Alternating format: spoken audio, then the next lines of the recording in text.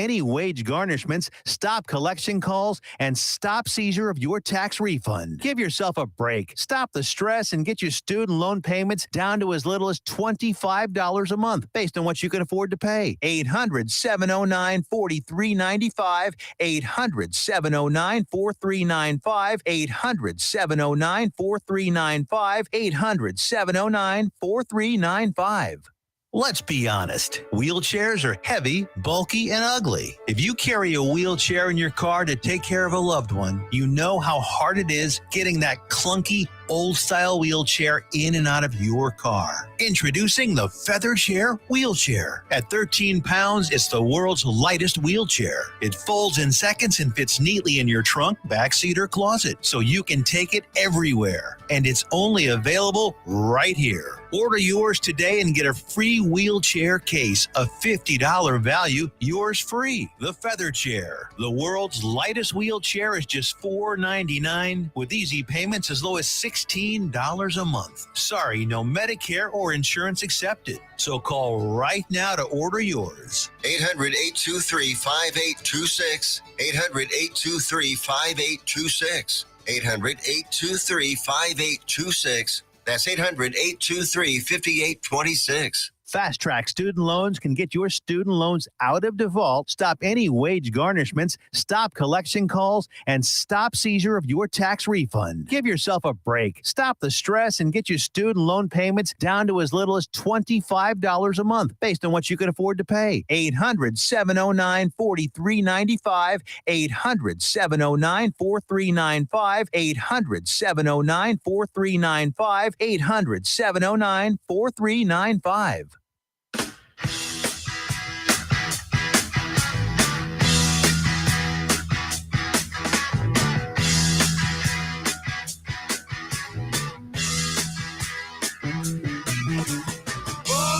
To be wild.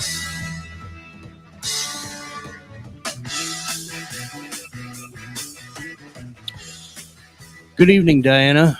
Good evening. Welcome to the studio for another episode of Texas Wild, Adventures from the Water to the Campfire. And I have only one headphone working. You should fix that. I should. I'm not going to, but I definitely should. I can pull that one off, as a matter of fact, and still hear what I'm trying to say. I can hear myself. Can I hear you? I can hear you. Yep.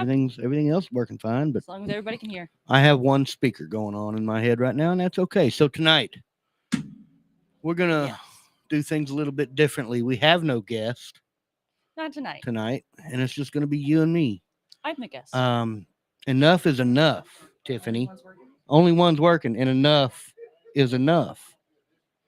And when I say that, I mean enough seriousness. Yes. You know, this station is, I don't want to say plagued, but this station has a lot of serious shows. That's it. There it is. Now I got two heads. Cool. Thank you. I appreciate you. This station has a lot of serious shows and a lot of serious topics. But tonight, enough is enough. I've heard enough. I've talked enough. Make it a little lighter. Yeah, we're going to just keep it light, keep it airy, and just have a conversation. After all, it's a talk show, right? True. So we're just going to talk. And what are we going to talk about? Adventure. After all, that's what the show's about, right? It's about getting outdoors. It's about exploring. It's about getting off your phone. It's about everything that's not involved in this little devilish device that now seems to run everybody's life, right? Or at home. Can you speak up a little bit? I can move the microphone. That'll work. Said or at home. You know, we got a lot of people out there that are on the way home from work right now. Yes. And they're tuning in. They get on Google and they just say, find me a talk show about adventure. Boom. Texas Wild. Here you are. Right? You and me, we're here to talk to these wonderful people on the way home and try and keep their drive enjoyable. Right? So we're going to talk about adventure. What kind of adventure? Well, you personally have experience with me on doing these trips to diverse landscapes in Texas that, you know, a lot of people don't even know exist, right? Like our trip to Beaumont. That was enjoyable from the moment we left until the moment we got home. I enjoyed every bit of it with you and Junior. And it was a wonderful way to spend a week, wasn't it? Oh, yeah. That was an absolutely amazing trip. We had so much fun. Got got the work done, but or not really, but got the work done and had a lot of fun. We still did our job. Yeah, we did our Um, work. You know, a successful job in scuba diving is coming back from the job. right. Every job you get out of the water from was a successful job. Now, whether or not the your principle was achieved or not is secondary. Oh, I won't say completely. it doesn't matter because it definitely does. That we're there to do something, but as long as you get to come back and work for me tomorrow, that was a good dive. It We was had a good great day. day. So we went down to Beaumont recently. We had a job in a little canal in the middle of nowhere. The item that we were sent to recover is classified, but What I hear is that water was pretty nasty. This was before I had my diver's license, so I was working communications, and I got Mhm. to. Darn, I had to miss that canal water. yeah, it was. I still have cuts on my hand from that job, from stuff, the scars that, glass that I grabbed onto. That motorcycle at one point, I think I got cut by a rusty exhaust or something. But anyway, landscapes of Texas is where I'm going with this. All right. Right. So we started here, right? And we went all the way down to the coast. And one night we made it down there. And what did we do while we were on the coast? Went to the beach. Of course. What do you do when you're on the coast? Yeah, You go to the I beach. mean, You take a metal detector in the middle of the night and you try and help your buddy find the woman he fell in love with the first time they met. Anyway, we went metal detecting on the beach that night. We had a good time. We found some treasures. We found some trash. But most of all, we got to experience adventure. yeah. And that's what it's all about. It's about getting off your couch. It's about going out and doing something that you might not normally do, even if adventure is your thing, and maybe it's something you do go out and do. But the point here is the state of Texas has every landscape in the country right here in one state in these borders. One of the many things that make us unique. Yeah, we got mountains. Well, I don't know if you'd call them mountains. What the Davis Mountains, I think, is what they are. The ones out in West Texas by Marfa. I'm not sure. They're called more that like there. foothills. Yeah. You drive through the Davis Mountains to get to Alpine. Mhm. From Marfa to Alpine, you have to go through and there's no cell reception either, and there's no gas Of course stations not. either, and there's nothing there, No. like literally nothing there. But my point is, we got mountains, we got desert, we got the deep East Texas piney woods, we got swamps, we got bayous, we got rivers, lowlands, highlands, we got coastline, we got, I mean, anything you could be out there looking for, any kind of hunting you could be after, we got it right here in Texas. Any kind of fishing, there's even what's the down there in Wheeler Branch, pike, northern pike in Wheeler Branch. Really? Yeah. I didn't. Wow. And a lot of people down here, when they catch one, they have no idea what it is because they've never seen one before. I can't remember if it's pike or if it's something else, but it's a northern fish that survives in a cooler water down here, and it's like rainbow trout. Yeah, I right? used to be obsessed with like some of those fishing shows. So it's just like, oh yeah, I know what a pike is. But What kind of fishing shows were you obsessed with? I can't remember the name of the one where he just kind of traveled around and found the biggest fish, and he went all over the world. My dad called that the oolie gob. The biggest, ugliest, nastiest line tearing fish in the water was called an oolie gob. And I think you're talking about river monsters. Yeah. Yes, river monsters. Man, I've seen that guy pull in a Wells catfish down in South America to make your head spin. Just enormous freaking fish. Oh, he pulled in a stingray once. A stingray That was over 6 feet across. You have personal experience with stingrays, don't you? That is a whole nother adventure, although not far from the beach where we went during the Beaumont trip. Yeah. A little further. I was down in Mustang Island. That's not far at all. No. Yeah. But yeah, I went out for just a little bit of adventure on my own. Me and my dog went out to the beach just one day and got there around dark. And, I'm smart enough not to just jump in the water by myself at night. Right. So, camped on the beach with my dog like we always do. And the next morning, that was when the mistake was made. Got up, had a leisurely breakfast, me and the dog both. And then finally it was around 10 a.m. decided it's time to get in the water. Right. And anybody who goes and spend times on the coast should know that whenever you walk, you actually don't pick up your feet, you shuffle. because then that lets stingrays know you're coming and you don't Oh, not accidentally. just stingrays either. Well, It's oh, yeah, all manner of critters that can do you harm. Oh yeah. But yes, you use those vibrations in the sand to kind of warn the sea creatures, I'm coming, you might want Right. to move. And I was doing Well, really I mean, let's be honest here. You're kind of going into their house. That's exactly, and anytime it gets brought up, that's what I end up telling. I became very passionate about stingrays right afterwards. Yeah. Rather than like, oh my god, we need to kill them all. It was the opposite reaction, that I was just like, anytime someone was like, oh my god, a stingray attacked you, I really had issue with that verbiage. He didn't Because attack you. he didn't attack me. Oh, there goes my headphone. Because yeah, he never attacked me. What happened was I was doing the shuffling thing, Mhm. and I turned to look at my dog who was on the beach waiting for me. And when I did, that made me step, and Right. he was just protecting himself. So that was many, many hours of extreme pain. I do not wish that on anybody. There's no cure for their toxins. It's just, It's not really something to cure though either. well, now It's not like I a guess I should sickness say to there's, cure. Antidote, I guess, would be the there's- word. Yeah, antidote. I was going to say antidote or it's not exactly a venom either. But I guess it would be a venom. It would be an anti-venom that you're looking for. Exactly. But there isn't one. Really? No. So the only thing that you can do I'm is going to look that up. okay. But what you do is you have to keep the wound warm. If you can keep it warm, then you pretty much don't feel the neurotoxins. So as long as my leg was in a hot bottle or a hot bucket of water, or I was in a shower, I was not crying.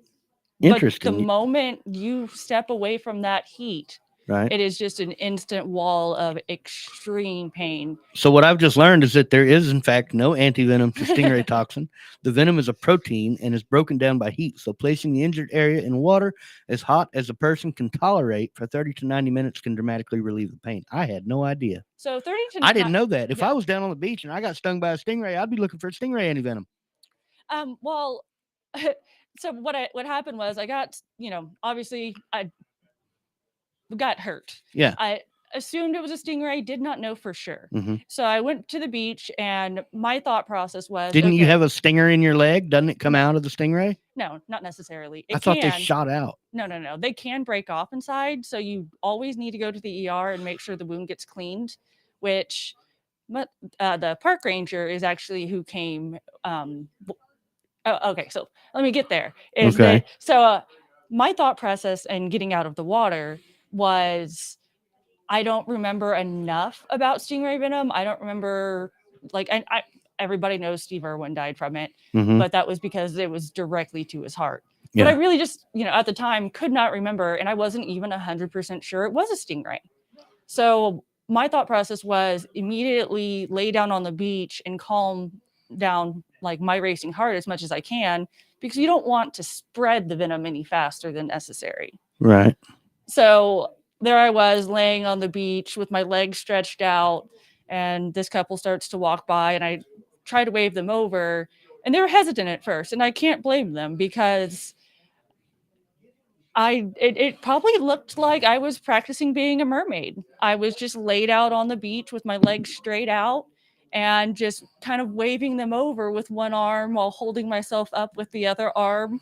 And finally I was like, no, like, come here. I know you have a louder voice than you usually use, but why didn't you just, hey, help me? I don't have that loud of a voice, though. It's a constant problem. Let's work on that. Maybe. But, they stopped, and they're just like, well, what should we do? And I said, I'm not from here. I don't know what to do. And they're like, well, let's call the park ranger. Brilliant. I love that idea. Let's call the park ranger.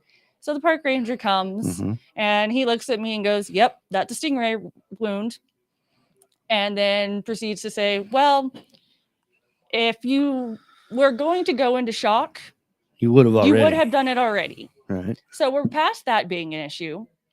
Now you can go to the ER, but then keep in mind this guy is totally calm, yes, relaxed, Yeah, and totally. not worked up or anything. No, this is just normal. He's just like, yep, that's a stingray. And he informed me that I could go to the ER and, pay lots of money for them to stick my leg in a bucket of water, Mhm. or he could just bring me a bucket of water. And I'm in pain. There's a lot going on. So I'm like, okay, so this park ranger who supposedly should know things is telling me you don't need to go to the ER. It's fine. For a stingray Yes. sting. Yes. Disclaimer now, in case you don't catch the end of the story, always go to the ER for a stingray at least. So what did you find out? What happened after you put your leg in the hot water? So as long as my leg was in the hot water, it was fine. Uh-huh. But the park ranger had told me, I'm the only person on duty. I can't really be bringing you water all the time. Mhm. So each time I'd wait as long as I possibly could to call him and be like, hey, you need to bring me another bucket. But it was not a good system. Doesn't sound like it. Also, leaving a young woman alone on a beach He injured. couldn't take you to the ranger station on his little SUV or his ATV and get you set up? And again, this goes to, at the time, although I was not technically in shock. And isn't that his job? There was a lot going on. To look out for you? So whenever he assured me you're going to be fine, I was just like, yeah, you're right. I'm going to be fine. Looking back on it, yes, everything this ranger did was wrong. Everything he did. Like, he told me not to go to the ER when you definitely need to, because as you were saying, the stinger can break off into the leg, and not to mention the bacteria associated with being in the Gulf. With being in the Gulf at all. And then because the barbs are actually internal until they sting you, there's added bacteria that's specifically on stingray barbs. Right. So Gulf plus extra stingray bacteria. It's like they used to think that the Komodo dragon spit was just bacteria, and that's what led to the decomposition of its victim, when in actuality, they actually have a venom pouch in there. Exactly. So, yeah, so he just left me on the beach. And eventually I just decided the next time my bucket starts to go cold, there's showers up top because it's a state park. So there's got to be showers up top, or, well, I mean, I knew there were. A bathhouse of some sort. Yeah. So I just prepared myself and I drove myself from the beach all the way up to the showers. Which leg were you stung on? My left. Okay, so you didn't have to drive with that leg. No. Good thing you weren't in a stick shift. Yeah, but it did not make it any easier. Still the worst pain of my life, trying to drive while your entire leg is on fire is not easy. I imagine. So we get up to the showers. My dog has to go with me because she's with me for this entire adventure, just to find out that their showers only go up to like room temperature. They're not really that hot. There's not a whole hot water heater with it. So it was warm enough that, again, I wasn't in insane pain, but I was still in a lot of pain. And that lasts for over 5 hours. You stayed in that shower for 5 hours? Well, the initial stay on the beach was probably an hour. And I stayed in the shower for about 4 hours. And even when I got out of the shower, it was still incredible pain. I could barely put weight on it. But I had been in a shower for 4 hours and I was done. So the moment that I could walk without just falling over, I went up to the, guard station. And there I had to stand in line. So I'm standing in line. I needed to return their bucket. That's what it was. I had to return the bucket because I'm a good person, I can tell you, if I was in a state park and I needed hot water fast, I wouldn't be looking for it at the bathhouse or at the ranger station I'd be putting together fire. I'd be on it. I did not have wood or anything with me. That was definitely not part of the experience that I had planned for. Were you unprepared for this adventure, Diana? Slightly, yes. Did you venture out into the Texas wild without the proper preparation? Well, general proper preparation, yes. Specifically for being stung by a stingray and then left on a beach by a park ranger. See, that's the thing about adventure. That's the thing about adventure. You don't know what's going to happen. You don't know what's going to happen when you walk out that door. It is important to be prepared for any situation.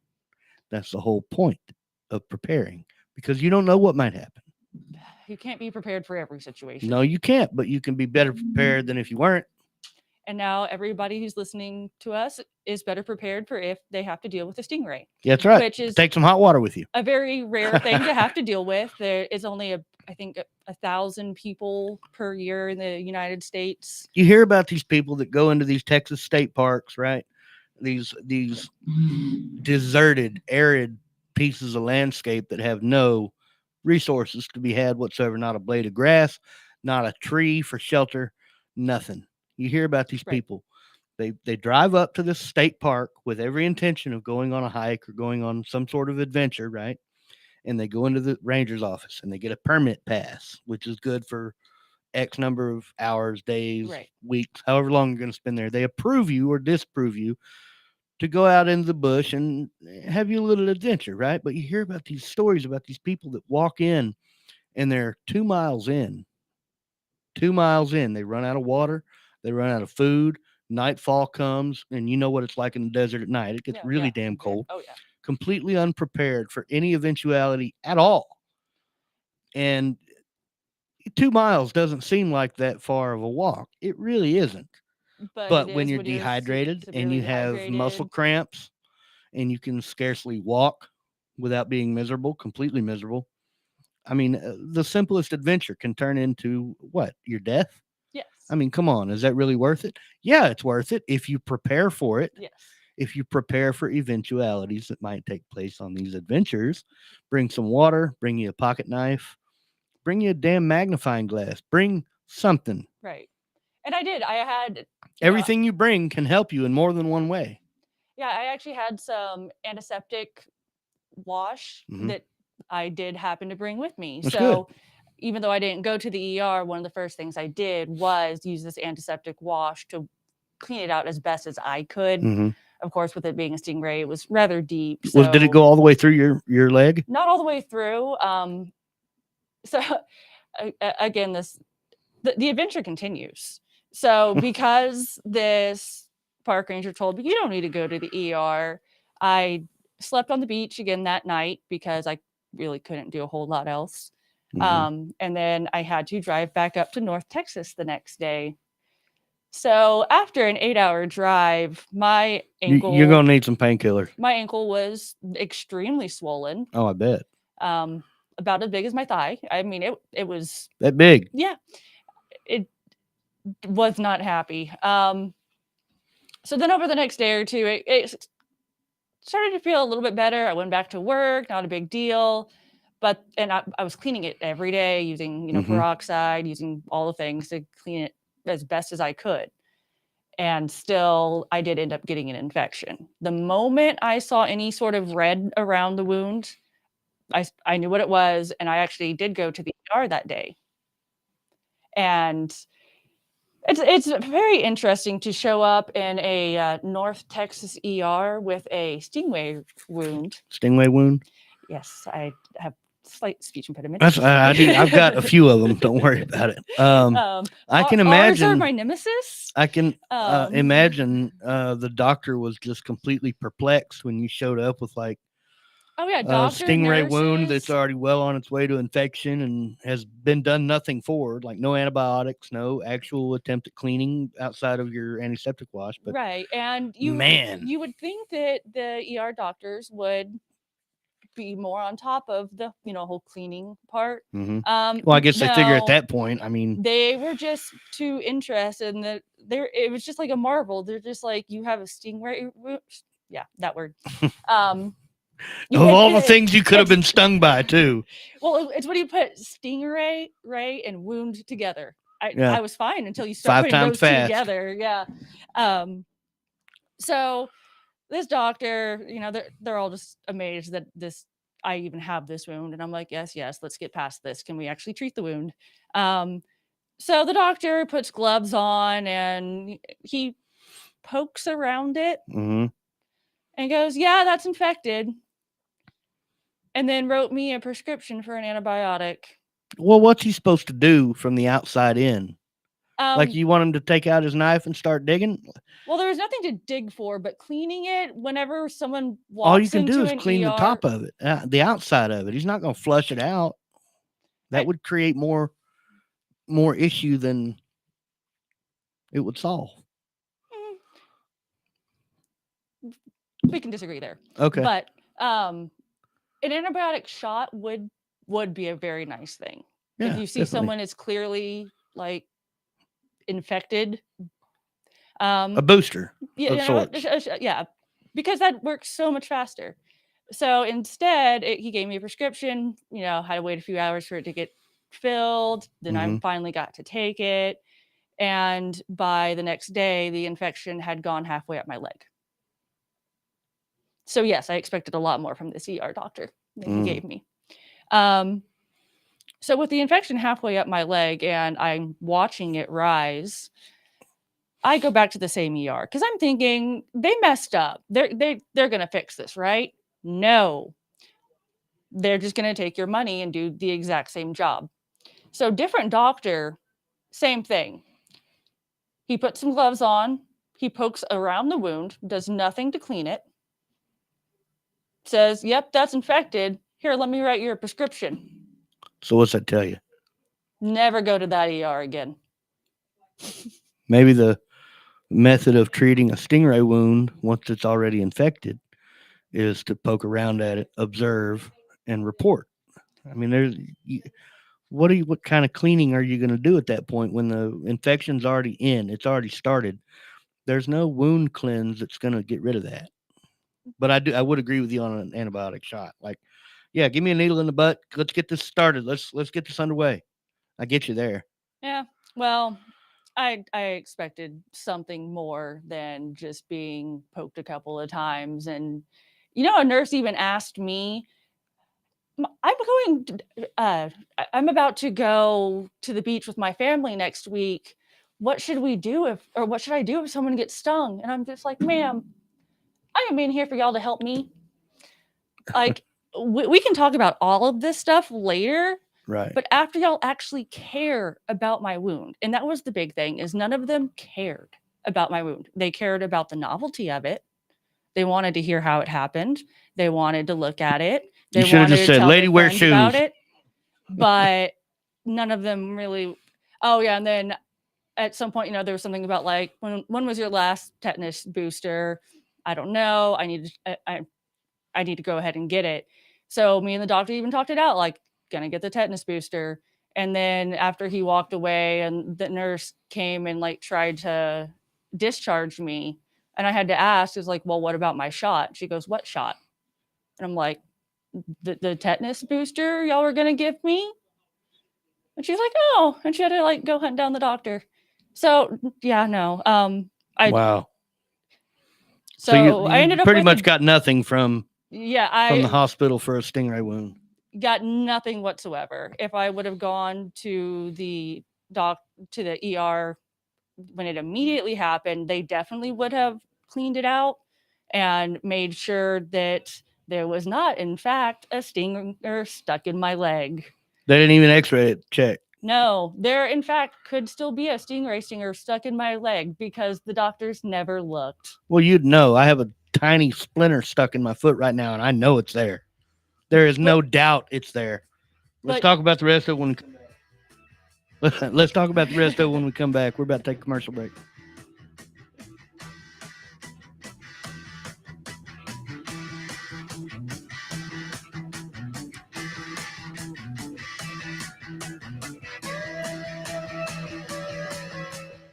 If you are trying to quit drinking or doing too many drugs, listen to me. You don't know me and we'll never meet. I had a problem like you once. I drank and used to party a little too much till it got out of control and almost ruined my life.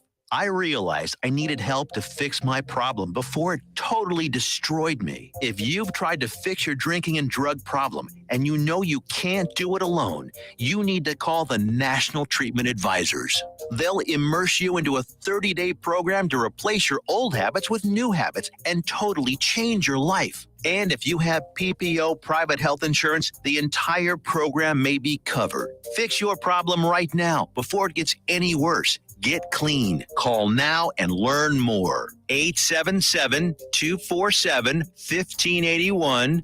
877-247-1581.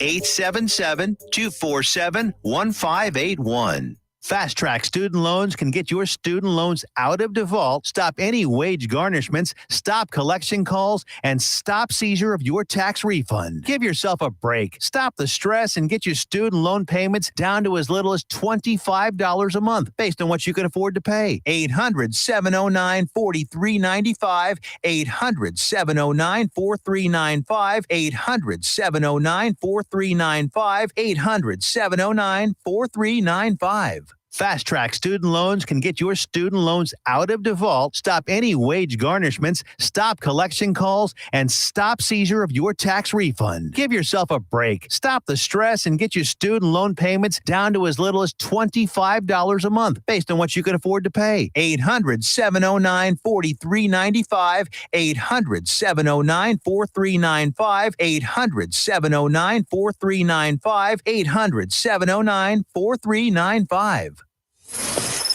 Joco Community Radio. Listen live at jococommunityradio.com. Born to be wild.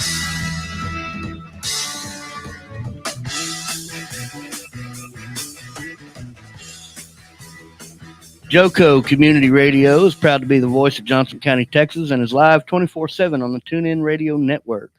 TuneInJoco.com is a place to find all the ways to listen and watch, and the station app is also available for free on Android and Apple devices. Simply search your store. Check out our lineup and more at JocoCommunityRadio.com. This episode and more brought to you by Next Level Claims, making your insurance work for you. Reach out to your Texas sales rep at 844-839-4245. That's 844-839-4245. And be sure to dress your arms and more at thetiffy.com. I want to apologize to the caller who is currently on the line. I had to hang up with you for just a second because we were in the middle of coming back on air. But who do we have here? Hello? I guess I hung up. Well, maybe they'll call back. I wonder if we can call out on this line. I've never tried, but maybe I could call that person back. Let's see here. Answer. There it is.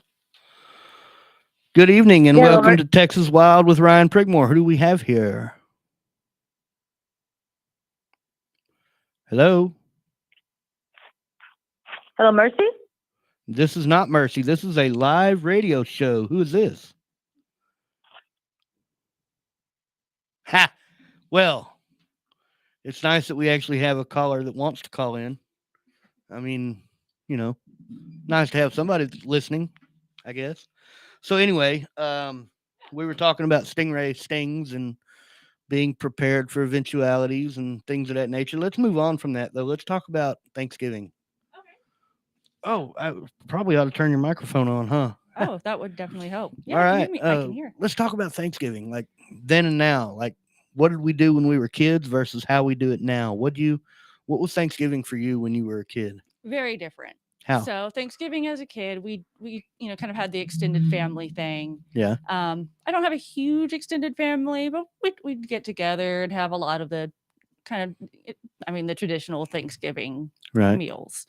At this point, my family has grown a lot smaller, so we don't really even try to do the Thanksgiving meal like traditionally anymore. Mm-hmm. So I was actually talking to my mom, and she had messaged me asking what our plans were, and because they're about, oh, that's right. You're taking a trip down south this week, next week, aren't you? So they live about 5 hours away in Columbus, Texas. Mm-hmm. So going down. Where is that geographically? So it's about halfway between Houston and San Antonio. On I-10. Right. I know that route well.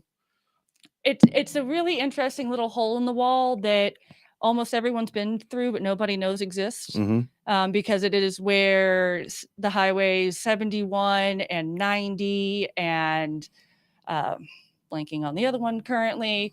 It's a major crossroads. They all come together, yeah. Yeah, 70 it comes into Columbus. Oh yeah, it's just a whole. Now, did you live at the crossroads or did you live off of it? My parents actually still have this property. It's about 15 minutes out of town. That's where you grew up? Partially. Okay. So I did my young years in Houston, and then whenever I was in the 4th grade, we moved out to Columbus. Mm-hmm. So my growing up was kind of an even mix of city and country. Right. But yeah, these days, we don't try to do the traditional Thanksgiving anymore. Oh yeah, so that's where my mom texted me and was just like, well, is there anything, are you going to be able to make it? Is there anything specific you'd like us to make? And my brother had asked for smoked queso and jalapeno poppers.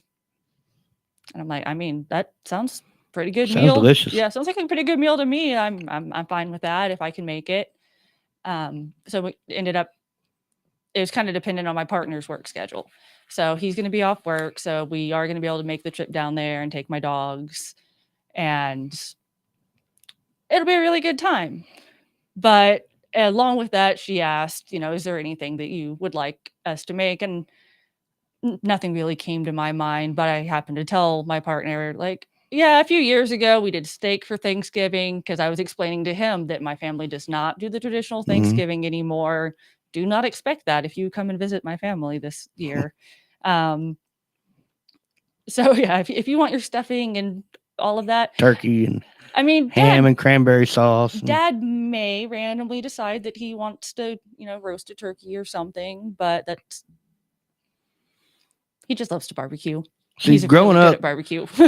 in my family, Thanksgiving was a big affair because we had a big family. My grandfather had 6 kids, and they all had kids. Oh, yeah. So Thanksgiving was a big deal at our house. It was a crowded, stressful affair. Yes. And it was, man, we had everything. We had every kind of pie you could imagine. It got to the point where people would ask me what kind of pie I like, and I just say, there's only 2 kinds of pie I'll eat, and that's hot pie and cold pie. We had all the turkey. We even had bratwurst at Thanksgiving and Christmas every year. We had all the ham, stuffing, cranberry sauce, just all of it. We had all of it because we had so many contributors. Everybody brings a dish, everybody brings a side or something like that. And of course, Mom Pat, my grandma, Paul's wife, would just cook a smorgasbord. Oh, yeah. And my mom learned how to cook from her mom, and her mom was an amazing cook. My mom was an amazing cook too. So Thanksgiving in our family was always a huge affair. Fast forward to my 40s now. I have no family. I have no Thanksgiving plans outside of what my girlfriend and their family are going to do. I'm thankful to be involved, and I'm thankful to be invited, but there's no turkey there. Right. There's no ham there. There's no stuffing there. I mean, I like a week's worth of turkey sandwiches after Thanksgiving. That's what I'm going for. I mean, come on, man. You can take your mashed potatoes, your green beans, your peas, your ham, your turkey, and some cheese, and make a giant, what I call a ham bomb on a roll, right? On one of those Hawaiian rolls or yeast roll. Bake it all into a pie. Oh, God. You can make a plate full of those things for like a week after Thanksgiving. It's my favorite holiday for that reason. See, with Thanksgiving, we did it to an extent. Ours was more of Christmas. So we did all of that just more on like the Christmas side instead. That's when the family really got together. You didn't really need a reason to give the German side of my family a reason to get together to drink. Like that was just, oh yeah, let's do that. Every holiday turned into that. But they were always such stressful affairs. Yes, and that's the other part of it is there's all the great memories of all the food and all the flag football, touch football in the street. And then there's also all of the threats to get out of the kitchen or you're going to lose your hide and get poked in the eye, catch a whooping. You always have that uncle that likes to thump you and thump you as hard as he can. We didn't have that uncle. We didn't have a thumper. Okay, so yeah, I had a thumper. Like all of us kids. Anytime that he saw us, it was basically a thump on the head. And I mean, if it hurt enough that you cried about it, then you're just faking it. You're just being a wuss. Get over it. Yeah, and I'm just like, oh, you'll live. Well, no, that was a mean thing to do. Yeah, it was, but we all survived. At the holidays, was the only time that we would go over to my grandma and grandpa's house, Mom, Pat, and Paul's house, that Paul wasn't sitting at his workbench in the garage fixing something. Makes sense. Yeah, it was the only time of year was a holiday of some sort when you would not find Paul at his Working. workbench working on something, drinking, smoking his pipe. That's just what Paul did. His entire life was electronics repair. So after he retired from Motorola, after he got out of the Air Force after 20 something years, and then quit working for Motorola after 20 something more years and got a double pension, he'd go around to Nice. garage sales and he'd pick up stuff that was broken and he'd take it home and fix it and then sell it at the flea market and double his money. That's awesome. He was a genius with that stuff.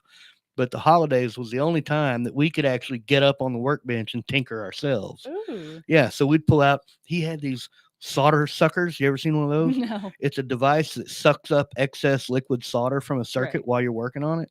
We would melt solder just to suck it up with that thing. We would waste all of his solder just to play with that thing, Yeah. and it was just cool. Yeah, definitely. All Sounds kinds cool. of all kinds of gadgets like his oscilloscope that can read a signal and his voltmeters and his ammeters and just all this cool stuff. The only time we got to play with it was during the holidays. I didn't have anything cool like that. It He was probably mostly had just he probably had 10 tobacco jars full of knobs from different devices that quit working. He threw them away, but he salvaged all the stuff out of the device that could be used on something else. So every now and then we'd get a Christmas present from Pa that had some weird looking knobs on it.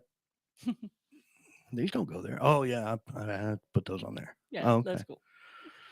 But yeah, that was our holidays were always big affairs where when you could steal away from the family to go outside and do something, you're either playing football in the street with your cousins or you're playing on. He had this huge playground on the side of the house that he Oh. built for us to play on, but literally anybody in the neighborhood You was could welcome use to it, play with it. yeah. Yeah, and he would encourage people. Yeah, go play on it. Go play on the playground. There's a whole there must have been 15 swings out there, that various different swings, and he had a dog that could climb trees, so that made it interesting too. Her name was Princess. Yeah.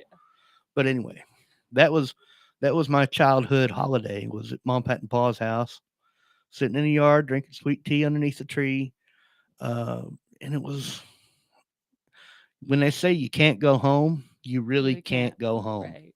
That's it. That's the only way to put it. Yeah, and it's something that me and my brother talked about even this past year whenever we were together for the holiday, that, kind of miss those big family to-dos that, same as you, there's just not a whole lot of family left anymore. Right. So there's some extent, well, you were talking about like having, or the older generations having multiple children and that really breeding large families. Well, my grandma actually came from a family of 12. Oof. But she was from Louisiana, and whenever, I think, and then the family moved somewhere else as well. They moved a little bit. So she married my grandpa here in Texas, and she raised a family in Texas, but seeing any of the extended family was a treat. There's some of her brothers that we were really close with, but from the most part, they were just elsewhere. So we just never really had the big family thing. Except for at the very, first couple of years, whenever I was really young and had, more of the extended cousins that would come in. But yeah, just ours were very much like yours, just a lot smaller. Yeah.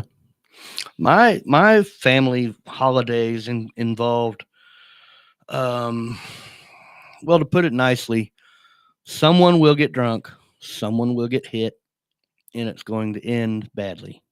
That was almost every holiday. And it was just, you're just waiting for that shoe to drop. You're waiting for that one person to have more drinks than they should, and then it's all going to just turn into this big family meltdown, and everybody goes back to their respective homes with this sense of, thank God it's over. Yeah, but it was never boring. It was never boring. That I believe. And mine sometimes was like, it was very much, the kids go sit in the living room while, the adults are cooking and just sit there, behave, watch old Christmas movies or whatever. There's one year that I wreaked havoc by bringing, not exactly Nerf guns. They were like, it wasn't Nerf brand, but same type of like squishy ball. and it was slingshots and a blow dart because my sister, I don't remember why, but she had a broken wrist or something at that point. So I brought her a blow dart. I could totally get on board with that, but I would bring blow darts and they would be tipped with like a heavy sleeping substance. It was just something that makes you. Yeah. We got away with them in the living room for a while, but the moment that one managed to make it into the kitchen, that was it was all over because it wound up in the over. mashed potatoes. Not in the mashed potatoes, but anywhere near the kitchen, it was just like no. Yeah. But grandmother had a very small kitchen, so well, the kitchen too many cooks for one kitchen was definitely a thing. Right. My uncle, amazing cook. My grandmother was a great cook. My mom's a great cook. Me and my sister both amazing cooks. But that was a tiny kitchen. I can imagine. You could not have more than 2 people in it at one time. So yeah, it was very much like the kids, you have to stay away from the kitchen. There is no ifs, ands, or buts. Well, this year we're doing Thanksgiving at my girlfriend's place, at her family's place. And like I said, there's not going to be any turkey and there's not going to be any ham and they're doing smoked brisket and all that. And I'm looking forward to the change in pace, but I'm going to have to get my turkey fix somewhere. There's no getting around it. I'm going to have to go to Luby's or something. Well, if dad gets a wild hair and decide, because that's what my mom exactly said, actually, is like, your dad may get a wild hair and decide to smoke a turkey. You never know. So if I'll bring home home here some turkey from my parents whenever I come back, if dad makes one. Mm-hmm. So if I said I went hunting and got a wild hair, what would you think? I mean, killed a rabbit. Yeah, I got a wild hair. I go way too literal, and I'm like, there's not a whole lot of those around here. I actually, when you said that, what I thought you said was my dad might get a wild hair, and I was like, you're gonna have rabbit at Thanksgiving? That sounds awesome. Oh no, he's definitely not against cooking rabbit, but that's not something he has hunted for in many years. I plan to do some rabbit hunting this year. After the first hard freeze, no rabbit is safe from me.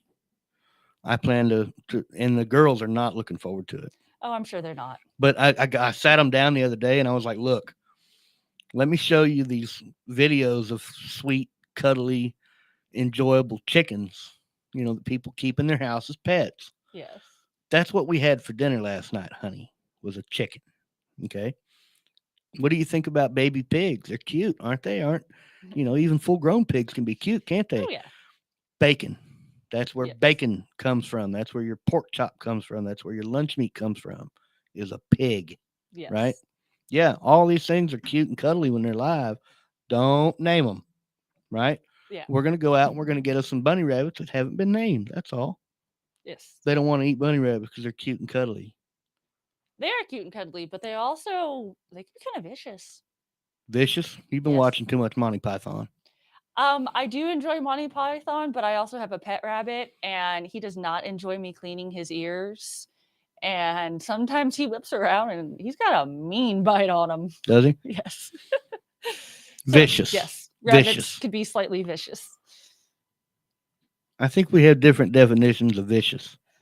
Because that's not something I can apply to a bunny rabbit. I'll show you the wound after the next time he bites me. It'll break skin and leave a serious. But is that vicious? Okay, maybe he's just a jerk. Let's look up the definition meaning of vicious, just real quick. Okay, so and I'll expound on it. Okay, fine. He is not vicious. Deliberately cruel or violent. Okay, yeah, he whips around and bites me just for cleaning his ears. So yes, that is deliberately cruel or violent. It's not, though. It is. It's not. He's not being cruel to you. Yes, it was. You're being cruel to him by cramming something in his ear. He doesn't know it needs to be cleaned. It's not cruelty. It's taking care of him. But he doesn't know that. This is true. So he's just defending himself like that stingray. The stingray was not vicious. No, he was not. Or she. You go cramming something in my ear, I'll bite you too. I promise. I'll get vicious. Just watch next. Now the bunny rabbit and Holy Grail was vicious. Now that one, that was a bloodthirsty. He killed some people. He ate their throats out. Yeah, that's a vicious bunny rabbit. Yes. See, so some bunnies can be vicious, even if mine is not by definition. Right. He's just a jerk sometimes. Movie bunnies. They got claws too. Story bunnies. They got claws.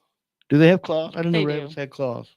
I mean, it's not like a cat claw, but it's sharper than a Yeah, dog. well, yeah. It's just like a little toenail.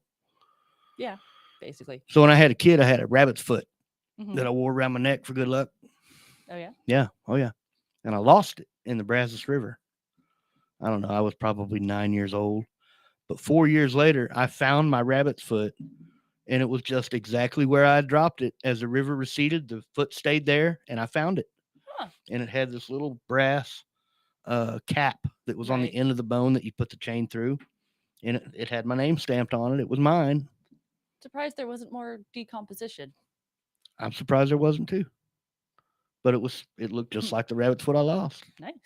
And my grandpa had me convinced that I was a terrible, terrible person for having a rabbit's foot because I forced some bunny to hop around with 3 legs.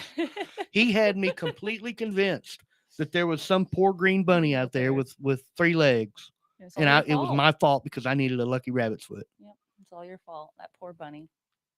I don't think it was true. No, not at all. No, not at all. That bunny was also probably food. I'm sure he was. You know, when I was a kid, we were on our way to hear Dad play one night, and I was a real softy back then, and my mom ran over a rabbit, Mhm. and I was so distraught that rabbit died at the wheel of our car. Mom convinced me that rabbit, oh, he's so tough, he probably just got up and hopped away, and I believed it. And years later, I remembered that, and I brought it up to my mom one day, and she goes, "Oh, honey, that rabbit was demolished." Oh yeah. There's no hopping away from that. Oh yeah. Deer So, maybe. Deer sometimes do just get up and walk away, but not a rabbit. did I no. ever tell you about the deer that we heard about when Tyler and I went down to Port O'Connor last year? I don't believe so. Okay, they have these deer down there, and everybody in town, Oh. Okay. everybody in town has a story about these freaking deer. Okay. They're called sandbar deer. You've heard of them. I've told you this story before. Yeah, haven't I? you've told me the story. I don't remember all of it, but a mythical deer that's not mythical. A mythical deer that's not mythical, sure. Everybody has these stories about these deer, these huge deer on steroids deer that live in Port O'Connor. And they're escaped exotics that just began breeding and created a sustainable population of themselves. And this dude, I'm telling you, everybody in this town has a story about Knows. encountering one of these giant deer. He said, "Yeah, the bartender hit the same one 3 times." Like you're messing with me. Like Yeah. I called every single one of them out. I said, "You're telling me stories. There's Yeah. no way this is true." And even to this day, I've still never seen one. I never saw one in town. The one guy was telling me they like to hang out down there behind the Dollar General sign, and they come out just as the sign goes off. So if you see that sign go off while you're driving by, slow down. Never saw one. Never once saw one. And an entire town pulling your leg. I think that's what they do in Port O'Connor is they try to see how much they can screw with the tourists and be like, "Yeah, check this out. These deer, watch out for." I think Some everybody in snipe town is in on this joke. Everybody in town is telling these goofy stories about these giant steroid riddled deer, and then you never see them. hunting. I don't know. Maybe they exist down there. Maybe they don't. I never saw one. Never encountered one. But But you Googled them, right? I've Googled them many times. Yes. Yeah. But so they exist. Yeah, they're really a real thing. Yeah. They exist down. I'm sure they probably exist down there. I just never Right. saw one. I'd like to. Now, what I'd like to start is a wild harvest Thanksgiving meal Ooh. where everybody's welcome, but you have to bring something you've harvested wildly. It could be poke salad. I can It do could all be. the foraging. It could. Yeah. Oh, bring me some of those. Oh, they got dogs that hunt for them. What's it called? The mushroom Truffles. truffles. Yeah. Mhm. Bring me a mess of those. Bring me any kind of mushrooms that you find in the wild that are okay to eat. Well, they're okay. Yeah. Yeah. I've actually been learning more and more about foraging lately. Yeah? It's something I was always kind of interested in, but didn't delve into. And lately, I've been taking more of a look at it just by, like stumbling across a couple Wild of lettuce. YouTube. Yeah. Yeah. What do you know about dandelions? They are extremely healthy for you. Mhm. I actually. You ever heard of a chicken fried dandelion? No, but I'm not surprised. You can fry the flowers of any type of gourd, Mhm. and those are really good fried. Right. So I'm not surprised about fried dandelions. They're really good. You can also make dandelion jelly and use Mhm. greens for salad. Oh yeah, every bit of the dandelion is edible, and I think Well, it's you don't want high to eat the in. seeds. They're kind of, Well, yeah, they're kind of fluffy. yeah, they don't go down well. Yeah. I think they're high in vitamin A, C, and possibly E. It's been a little bit since I've looked at exactly, but yeah, I actually feed my rabbit dandelions a lot. Do you? He likes them? He likes them a lot, yeah. I imagine. And they're free. What is your rabbit's name? It's Seni. It's Seni, and it's short for a word in Finnish. Which is? Poo Seni. What? Poo Seni. One more time. Exactly. That's why his name is Seni. Poo Seni. Which means what? My little bunny rabbit. I should have seen that coming. Yeah, so in Finnish, a rabbit is a poo. And once upon a time, I was dating somebody who was Finnish. So I learned some interesting little phrases and tidbits here and there. So yeah, that's one of the fun ones is poo. That's a bunny. Good to know. Good to know. I never knew that. Well, back to the wild harvest thing. Yes. Bring us some deer. Cook it any way you like. You have to bring a meat. You have to bring a dish that's been wild harvested. Don't just show up at my door with a dead rabbit. Like that ain't gonna fly. There's already gonna be something in the oven. We don't have time for all that. Right. Cook it before you get there. That you can bring turkey if you want to. Yeah. Just it has to be wild harvested. That's a really cool idea. I think it is too. We should implement it next year. Maybe we could do Christmas, a wild harvest Christmas. Ooh. Bring fish. You could bring whatever you want, as long as it's brought from the wild. Love it. As long as there was an adventure required to attain it. Let's do it. I think we should. It doesn't even have to be a major holiday. We can just do a wild harvest thing between ourselves and invite invite whoever the hell we want and just say we're doing holiday. Blue Diver holiday. We'll do it on the first day of summer. I think we need to have more holidays than one. Well, we can start with the first day of summer, and this gives us time to plan it. Okay, because The we were Blue also Diver talking about holiday. maybe by Christmas. So Well, we're spitballing ideas here. We're doing what Tiffany calls a mind dump. They help. They help a lot. Oh yeah. Well, I had one this morning, but it's not helping now. Well, this brings us to the close of tonight's episode of Texas Wild Adventures from the Water to the Campfire. Tune in next week and we'll have a better planned show for you. We've got a whole list of ideas. Thank you, Tiffany.